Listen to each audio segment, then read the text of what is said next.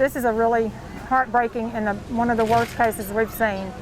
The animals are in rough shape, really rough shape. And this is what can happen, I think, when good intentions go really wrong. The Greater Birmingham Humane Society, as you know, runs our own hospital, and we train all of the Auburn veterinary students. So we're very fortunate that we have the vet students here and our vet team here.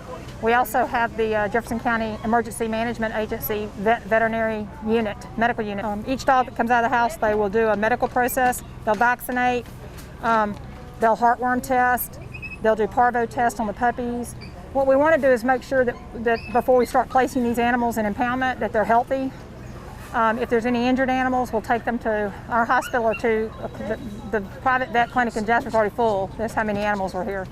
We sent a deputy out, Sergeant Kevin Emberg, a few days ago. He evaluated the situation, counted many dogs outside, very unsanitary conditions. Just horrible, horrible. We've got around 70 dogs on the outside.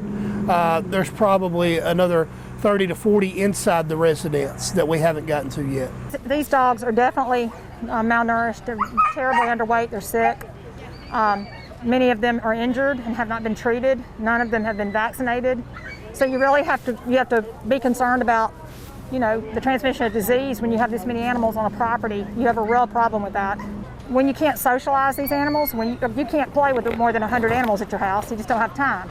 They begin to become wild and feral. And definitely some of these dogs are in that situation, and it's just heartbreaking because they are scared and they're terrified and they're hungry. It happens a lot. It happens.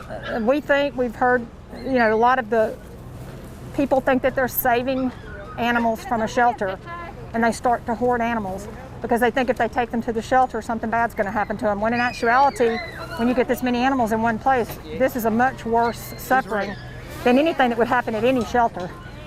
But people, I think, start off thinking that they're going to rescue or they're going to keep these animals in great condition, and too often this is what happens.